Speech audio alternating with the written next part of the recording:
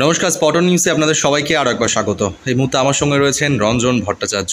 রঞ্জনদার আলাদা করে পরিচয় দেওয়ার কিছুই নেই, ময়দানের খুবই পরিচিত একজন মানুষ। রঞ্জনদার কাছে প্রথমেই আসবো। রঞ্জনদা, আইএসএলে পরপর টানা 2 বছর লিগ শিল্ড জয়ের এবছর অন্যতম দাবিদার মোহনবাগান। ঠিক কি করে সম্ভব করছে মোহনবাগান? রহস্যটা কোথায়?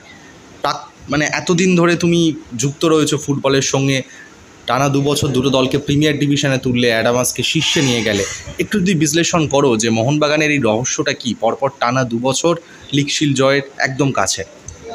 অবশ্যই আইএসএল আসার পর থেকে যদি গ্রাফ দেখা যায় সর্বভারতীয় স্তরে সমস্ত আইএসএল টিমগুলো, তাহলে এটা তো স্বীকার করতেই হবে যে মোহনবাগানের পারফরমেন্স যে কোনো টিমের থেকেই ভালো। তো এটার কারণ একটাই, সেটা হচ্ছে ম্যানেজমেন্ট। এবং শুধু ম্যানেজমেন্ট বললে হবে না, সব টিমেরই ম্যানেজমেন্ট আছে, কিন্তু প্ল্যানিং যে কোনো কাজ করতে গেলে, যেটা আমি আমার যেগুলো করি আর কি, দেখি যেখানে সাকসেস হয় আর কি, যেখানেই আমি সাকসেস হয়ে যাবি, একটা জিনিস দেখেছি যে স্ট্রং প্ল্যানিং, একটা স্ট্রং প্ল্যানিং দরকার। আর প্ল্যানিংটাকে এক্সিকিউট করার জন্য ইফিসিয়েন্ট এবং খুব কম্পিটেন্ট পার্সন দরকার, যারা ওই বিষয়টার সম্বন্ধে ভীষণভাবে আপনার ওয়াকিবহল থাকে আর কি, সেরকম বুদ্ধিসম্পন্ন মানুষজনকে রিক্রুট করা। তো আমার মনে হয় প্ল্যানিং এটা মোহনবাগান ক্লাবের অফিসিয়ালদের পাশাপাশি এখন তো আইএসএল ক্লাবগুলো সম্পূর্ণই কোম্পানির হাতে থাকে। তো এখানে সঞ্জীব গোয়েঙ্কাকে থ্যাঙ্কস জানাতে হবে যে উনি কিন্তু এটা প্রমাণ করে দিয়েছেন। আমার বলাতেই এটা প্রমাণ হবে না, উনি কার্য দ্বারা এটা প্রমাণিত যে সঞ্জীব গোয়েঙ্কা যেভাবে প্ল্যানিং করে এবং যে ধরনের মানুষজনকে ওখানে ইনভলভ করান, তাতে এই সাকসেস আসছে। তো এটা বুঝতে হবে যে ওনার প্ল্যানিং এবং প্ল্যানিং অনুযায়ী যে সেগুলোকে এক্সিকিউট করা, প্ল্যানিংকে এক্সিকিউট করার জন্য যে ধরনের মানুষজন দরকার তাদেরকেই, যেমন প্লেয়ার থেকে শুরু করি, যদি আপনি আগে ধরি যে অ্যাডমিনিস্ট্রেশনে দারুণ বিনয় চোপড়া যিনি আছেন, উনি দেখেন আর পুরো বিষয়টা। তো উনি ভীষণ ভালো কাজ করছেন, এটাকে তো মানতেই হবে, বলার অপেক্ষা রাখে না। পাশাপাশি আপনাকে একটা জিনিস ভাবতে হবে, যেটা হচ্ছে আপনার প্লেয়ার রিক্রুটমেন্ট এবং কোচ রিক্রুটমেন্ট।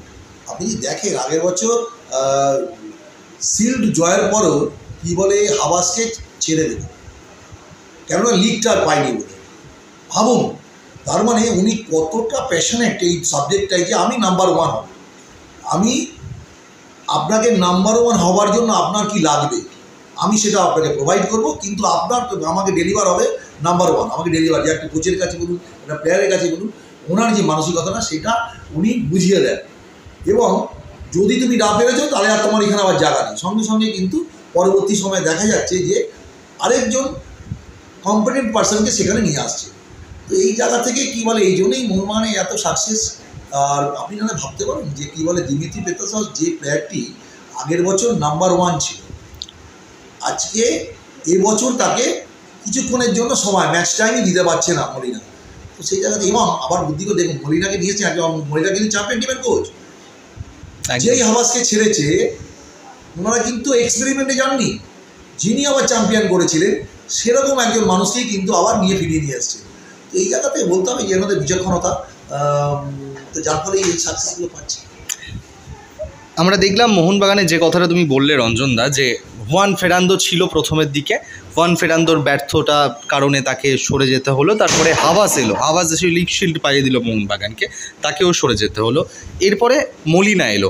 এই যে 3টে পরপর কোচ পরিবর্তন, এখন মলিনা রয়েছে, কি কমন জিনিসটা লক্ষ্য করেছো বা এই 3টে কোচের মধ্যে এমন কি বিশেষ বা পজিটিভ নেগেটিভ কী ছিল যেগুলো তুমি বিশ্লেষণ করতে চাই? ওনারা খুব ফোকাসড, টিমের উপরে সাকসেস পেতে গেলে যেটা, এবং ম্যানেজমেন্ট যেটা হচ্ছে, আপনি ভাবুন দিমিত্রি পেত্রাসসকে ম্যানেজ করতে হচ্ছে তাকে।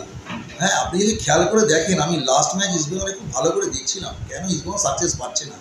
দিমিত্রি পেত্রাসস খেলছে না, ম্যাকলারেন খেলছে, আপনার কামিন্স খেলছে, দিমিত্রি পেত্রাসস কোনো সময় 10 মিনিট, কোনো সময় 5 মিনিট, কোনো সময় 25 মিনিট নামছে। তো সেই জায়গা থেকে আপনি ভাবুন, মলিনা কিন্তু কি বিউটিফুল, এটা ম্যানেজমেন্ট কি সুন্দর ম্যানেজ করেছে তাদের শারীরিক ভাষায়, কোনো সময় কিন্তু সেটা আপনি বুঝতে পারবেন না। অথচ আপনি লাস্ট ম্যাচটা দেখেন, ইস্টবেঙ্গল কেন সাকসেস পাচ্ছে না, যেটা আমি অনেক আগে একবার বলেছিলাম, টিম বন্ডিং।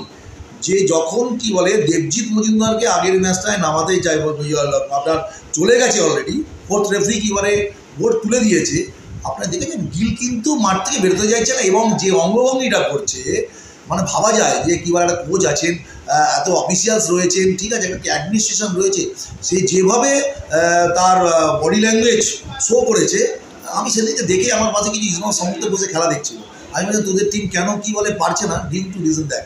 এই হচ্ছে কারণ যে একটা টিম বন্ডিং বলে ব্যাপার আছে, কোচের অর্ডারকে সে মানতে চাইছে না, সে বেরোতে চাইছে না, অথচ কী বলে ভোট রেফারি আপনার ভোট তুলে দাঁড়িয়ে আছে। তো সেই জায়গাতে যে কারণে এটাই একদম একদম খুব নিদর্শন আপনাকে আমি বলছি যে কেন এই দুটো টিমের মধ্যে ফারাকটা কেন। দিমিত্রি পেত্রাসের বডি ল্যাঙ্গুয়েজ, 1 নম্বর প্লেয়ার, সে কী বলে যখন যাকে কোচ যেটুকু ম্যাচ মনে করছে সেটুকু খেলাচ্ছে, তার বডি ল্যাঙ্গুয়েজ সেইটুকু টাইমে বেশ দেওয়ার জন্য মাঠে উজাড় করে দেওয়ার জন্য মাঠে নামছে, তার বডি ল্যাঙ্গুয়েজের মধ্যে কোনো রকম সেই অভিব্যক্তি নেই। অথচ ইস্টবেঙ্গলটা যদি আপনি দেখেন, ইস্টবেঙ্গলে লাস্ট দিন যেটা হয়েছে, তো এইটাই ডিফারেন্স, এই ডিফারেন্সটাই কিন্তু একটা সাফল্য আর কি বলে আমরা ব্যর্থতা চোখের সামনে দেখিয়ে দিচ্ছে। আর আমরা যারা কোচিং করি আমি জানি এই বিষয়টা কী কোন জায়গায় তার টিমের মধ্যে কতটা আপনার কি বলে কোন্দল থাকলে একে অপরের সাথে মানে কতটা ওরা ডিসজয়েন্টেড, তো কী করে সাকসেস আসবে, অসম্ভব।